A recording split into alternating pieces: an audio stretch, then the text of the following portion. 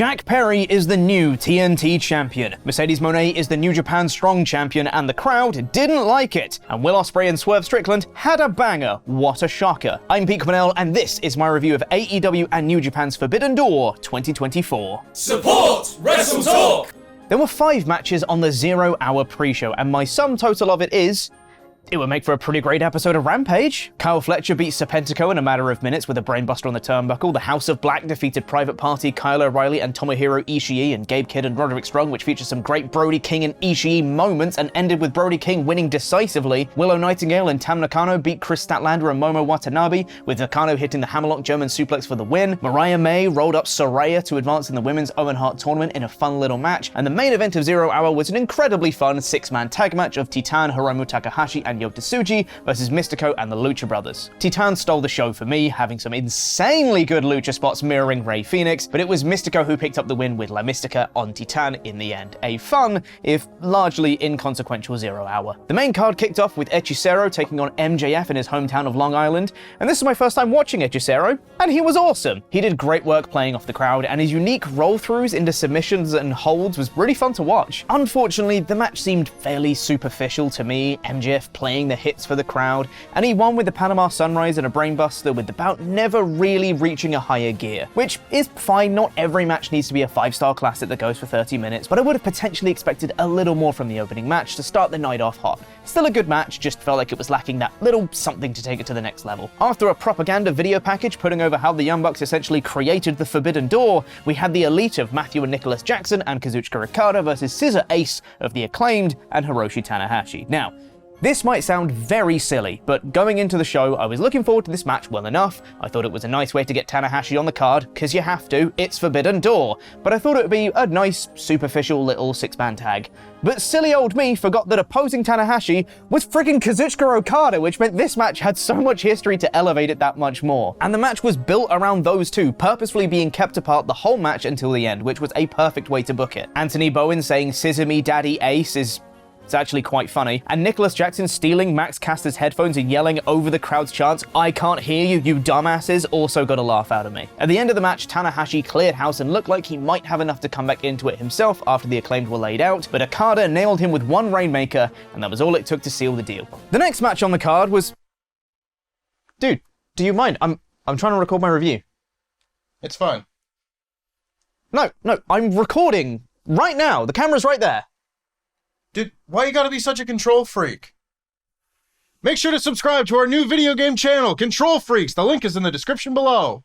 Up next was the men's Owen Hart tournament first round match of Bryan Danielson versus Shingo Takagi, and while the previous match was built around 2 competitors' history together and their eternal feud, this match was built around one thing: Danielson's neck is big hurty. Coming out with suction cup marks on his shoulders and enough tape to hold up a bridge, Danielson's weak spot was simply displayed, and Takagi took one look at it and said, yes. Takagi hit a brutal-looking swinging neckbreaker off the apron, which incapacitated Danielson for a while, and throughout the whole match it kept coming back to his neck over and over again. It's not complicated storytelling, but I'll be damned if it isn't compelling. Takagi hit a pumping bomber and Made in Japan, but Danielson kicked out, and as he was lining up for the Psycho knee, there was some fantastic facial selling, where he almost looked uncertain, scared that his neck might not hold up like he thought after all, and shout out to the commentary team for also pointing this out. He hit the knee, but Takagi kicked out, and playing off their previous spot where Takagi was able to counter it, Danielson won with an armbar following a triangle choke. Danielson moves on in the tournament and will face Pac on Dynamite, where no doubt he will once again come down with a severe case of neck. Following this was Toni Storm versus Mina Shirakawa for the custody of Mariah May at ringside.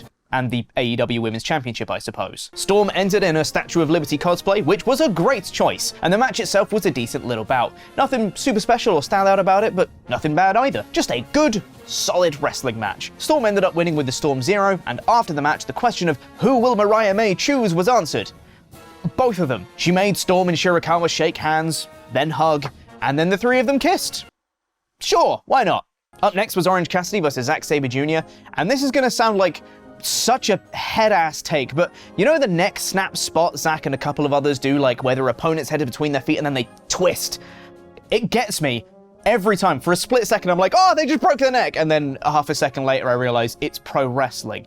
Anyway, I love that spot, and this match had it, so obviously it's a 5-star match. These two are great professional wrestlers, and while I think the first 10 minutes of this wasn't necessarily the best work either of them had done, the last few minutes had me on the edge of my seat. There was also a fantastic looking diving DDT from Cassidy, which might be one of the best ones I've ever seen. Like, Zack went right on his head, like, ooh. Regardless, the sequence of roll-up upon roll-up upon roll-up at the end was brilliant, ending with Zack tying Cassidy up in all sorts of knots and forcing him to tap out with, I mean, I want to say it was an armbar, but it was also like a knee bar and a heel hook. Zack's pretty good, isn't he? So, Chris Jericho's match was next, and I think it might have been the worst match on the card. I'm not saying those two things are necessarily linked, but they also definitely are. Look, I don't like this learning tree gimmick. I think it's obnoxious and not in a fun way.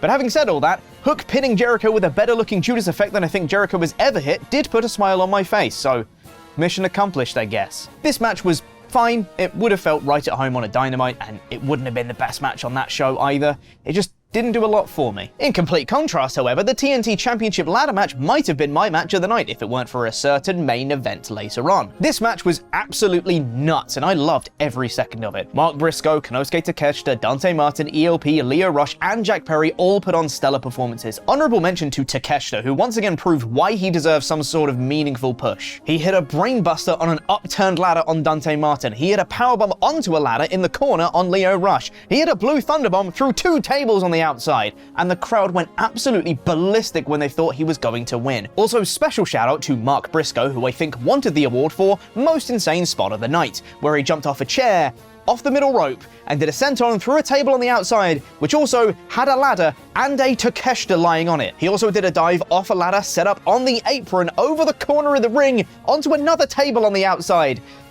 You get the picture, it was carnage. Jack Perry won in the end, who I think is the right winner, and this was the best kind of car crash wrestling. I had so much fun. Now from the most fun match of the night to the most curious. Mercedes Mone versus Stephanie Vaquer for both TBS and New Japan Strong Women's titles. The match itself was perfectly fine, nothing super standout, but a really solid match. But the crowd weren't into it. Whether it was because they were on a come down from the previous match, or they just weren't feeling the wrestling itself, the reactions were limited for this one, and they only really came alive when Vaquer hit a big move or two. Which brings us to the next point. As the match progressed, the boos for Mercedes Mone got stronger and stronger, despite her being positioned as the babyface for this match. And by the time the finish came, there were boos ringing around the whole arena as she made Vaquer tap out. But quickly, time to move past that, as they hurriedly brought out a returning Britt Baker, who stared down Mone from the entrance ramp and left. A fun angle, and a feud I'm looking forward to. I just wonder how they're going to address this reaction to Mercedes Mone, and if it's an isolated incident, because I don't think it is. Wrestle Dynasty was announced for January 5th in the Tokyo Dome, a new show made up of wrestlers from New Japan, AEW, CMLL, Ring of Honor, and Stardom. So, Forbidden Door, but in New Japan, basically. Should be fun. The semi-main event was Jon Moxley versus Tetsuya Naito for the IWGP Heavyweight Championship, and this match was also pretty good. I feel like I'm repeating myself a little bit, but a lot of these matches were just pretty solid. Nothing incredible or amazing, but just good, solid graps. Moxley hit a Death Rider on Naito with a very late kick out, and in frustration, Moxley nearly used the chair before being stopped by Red Shoes. It gave Naito enough time to recover and hit a subsequent Destino on Mox, and Naito won back the title. I wish I had more to say, but this was good. And the main event was Swerve Strickland versus Will Ospreay for the AEW World title, and the crowd, and me, were hot for this one. It started off with a sequence of counters and counter-counters, and the crowd went absolutely insane. Both men are so over, and they absolutely feel like the future of this company. While this match definitely had its fair share of story going into it, this one was more about the wrestling itself, with the two men knowing each other so well over the years. As Swerve set up for a pile driver onto the barricade, Ospreay did a Hurricane Rana off it. There was an incredible counter sequence that ended with a Styles Clash, and a Swerve stomp onto the commentary table, which made a lovely noise too. Swerve hit that pile driver onto the barricade he tried to hit earlier. It's simple setup and payoff storytelling, but it works. Ospreay came back into it though, hitting an Ozcutter for a near fall, a Stormbreaker near fall. Swerve hit the hidden blade on Ospreay, but the Swerve stomp missed, and when Ospreay tried to hit another hidden blade, Swerve dodged and he hit the referee instead. This was the only slight negative of the match for me when Don Callis came out and tried to give the screwdriver to Ospreay. Prince Nana got involved and Ospreay nearly stabbed him with it, but he decided against it because he's a babyface. And this is what ultimately cost him, as Swerve hit the house call and a Swerve stomp for the near fall. I thought that would easily be the end of the match, but no, another house call and a big pressure is what sealed the deal in the end. Swerve retained, and it was a fantastic match, but there is easily enough left in these two for a part 2 down the line, with no interference or shenanigans, and I, for one, cannot wait. Forbidden Door had nothing actively bad on it. At worst, it was just fine, with a couple of bangers peppered in across the show. This is a 4 out of 5 show for me. But something's been bothering me throughout this whole review, and I just can't shake the feeling. There's something... What is it? Right. I need to go talk to Ollie.